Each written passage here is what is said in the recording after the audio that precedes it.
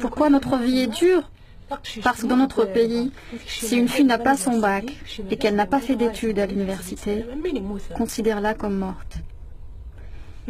Si elle a un diplôme universitaire, elle est comme les hommes, elle peut aller où elle veut. Sinon, c'est un mort-vivant. Pourquoi? Parce que toutes les portes lui sont fermées. Il lui reste un seul espoir, le mariage. C'est tout.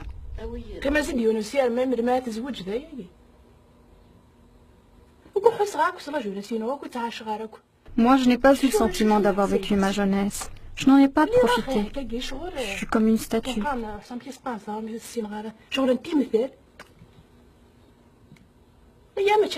En plus, il n'y a pas que moi. D'autres sont dans une situation pire que la mienne. Certaines finissent carrément par se suicider. C'est cela la situation de la jeune fille ici. C'est pas partout pareil, mais...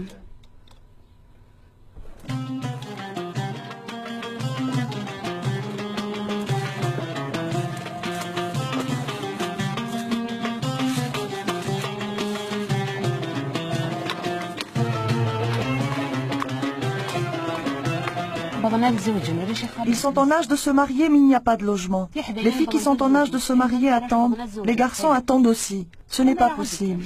C'est normal qu'il y ait tous ces événements. Un jeune de 30 ou 40 ans qui est réduit à quémander de l'argent sur la retraite de ses grands-parents, ça c'est une vie, ça. Tu es obligé d'agir. Tuer ou te faire tuer. Moi, si j'avais la force d'accompagner les manifestants, je l'aurais fait. Je leur ai dit, emmenez-moi près de la maison des gouvernants, je reste là-bas. S'il y avait 20 femmes comme moi, on irait ensemble et on ne bougerait pas jusqu'à ce qu'on obtienne les droits de nos enfants.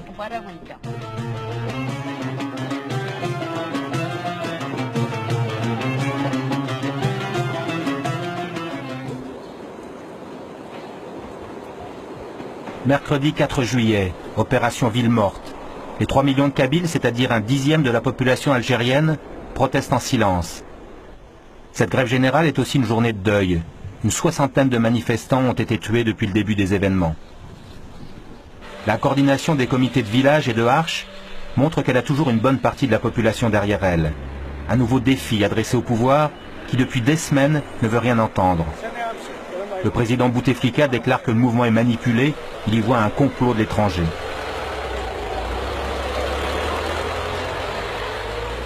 Les manifestants font respecter la grève générale et installent des barrages. Quelques conducteurs râlent, ils sont peu nombreux. Maintenant, même ceux-là s'y mettent. On n'a pas le droit de sortir de chez soi. Le pouvoir nous a condamnés pendant 30 ans et cela te dit que tu ne dois pas sortir aujourd'hui de la maison. Je sais pas où il faudrait aller. Personne ne t'a dit de pas sortir de chez toi. Si, vous dites qu'il ne faut pas sortir aujourd'hui de la maison. C'est une journée de deuil, et c'est normal. Je vais te dire, moi, pourquoi. C'est tes frères qui sont morts. Ben oui, je sais, l'un d'entre eux est mon frère. Alors ne dis pas des mots déplacés comme ça. Le lendemain, à Tizi Ouzou, Mohand retrouve les représentants des Arches. Ils sont quelques centaines de délégués qui doivent partir ce matin à Alger pour porter une lettre au président Bouteflika. Toujours les mêmes revendications, le départ des gendarmes, la reconnaissance de la langue. Hassen Salah, un militant berbère de la première heure. Hassen appartient au même comité de Arches que Mohand. Très actif depuis le début, il a une grande influence sur les jeunes. La presse elle a parlé d'interdire la marche, mais nous on ne s'est jamais demandé. En tant que citoyens, nous sommes...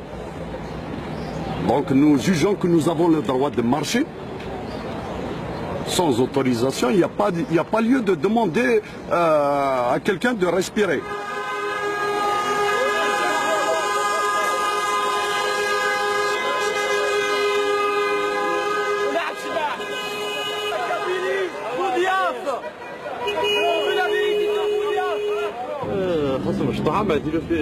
Oui, c'est vrai.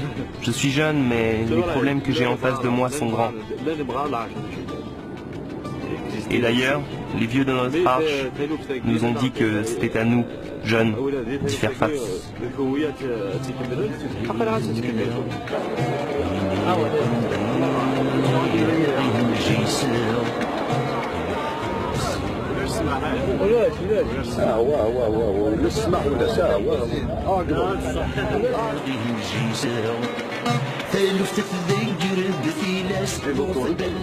Le temps d'1 heure ou 2 heures, et puis on revient à la permanence de la wilaya.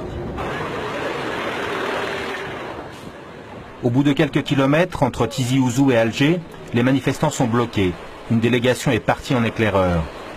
On est arrivé jusqu'à la montagne de Nasseria, on a trouvé la route barricadée par la gendarmerie. Environ 100 personnes. Montez dans vos bus. Faut-il rebrousser chemin, organiser un sitting, forcer le barrage? Chaque délégué ou presque a un avis différent. Pendant des heures, le cortège va hésiter.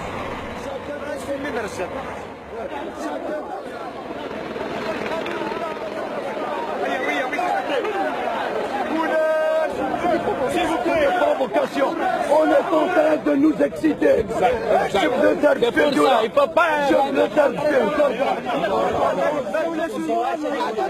Le mouvement, qui refuse de désigner des dirigeants en son sein, a du mal à prendre des décisions. À l'autre bout, la réponse du pouvoir est claire. Pas question de recevoir une délégation aussi importante. Le pouvoir affirme, au moins officiellement, qu'il cherche à rencontrer des interlocuteurs parmi les manifestants.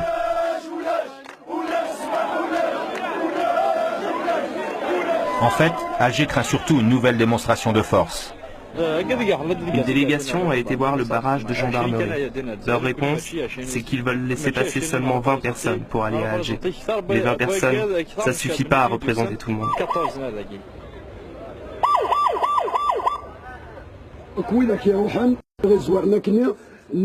De toute façon, ceux qui ont vu les gendarmes, ils leur ont dit ou on passe tous ou on passe pas.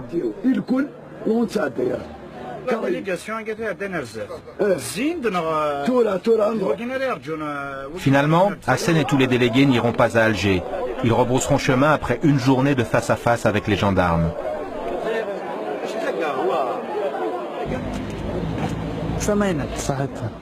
Le lendemain, dans un lycée d'Asfoun sur la côte kabyle, Mohand se rend à une nouvelle réunion de tous les comités de Arche de la Kabylie.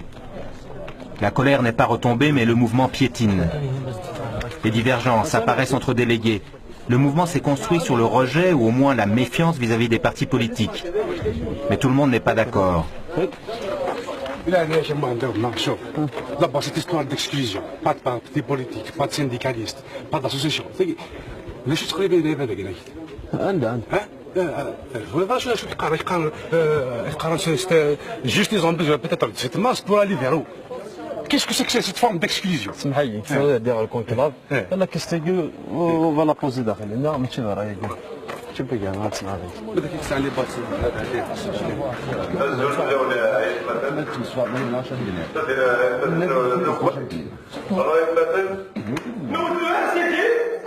Nous avons tout fait pour que le RCD n'entre plus ici, c'est chose réglée.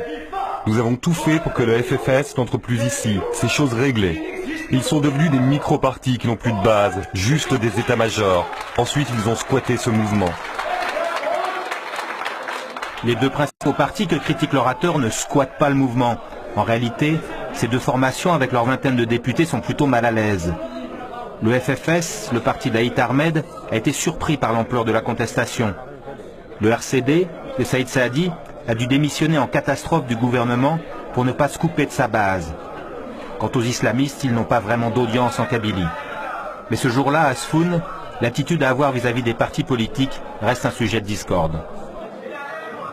Les premiers jeunes qui ont été tirés, on ne leur a pas demandé leur carte d'identité de tel village ou leur carte de militant.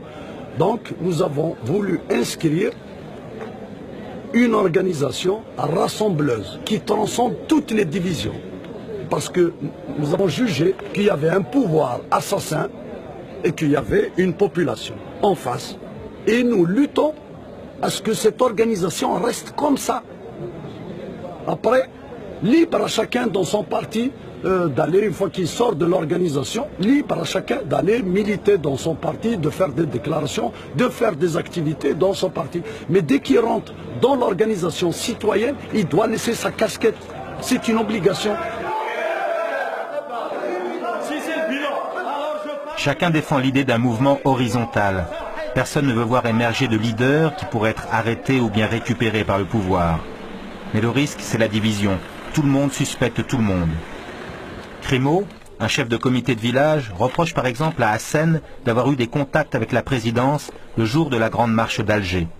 Tu veux que je te raconte l'histoire réellement, comment ça s'est passé?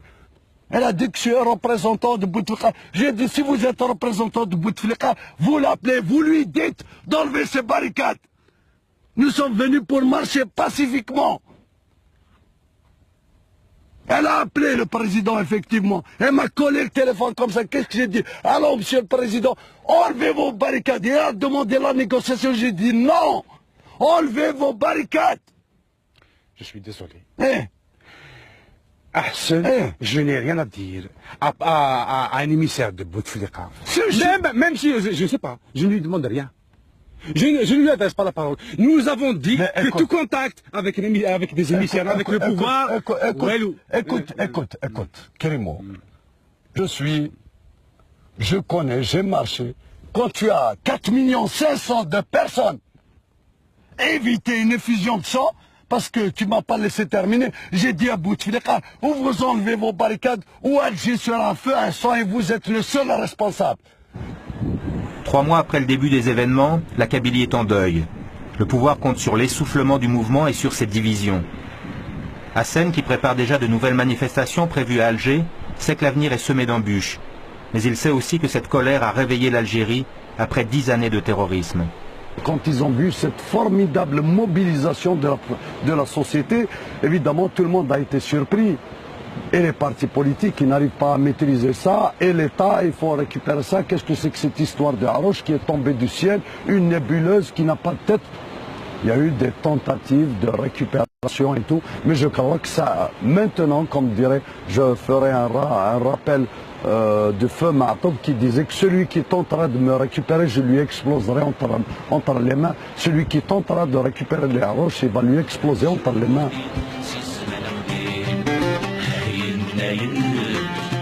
Hey,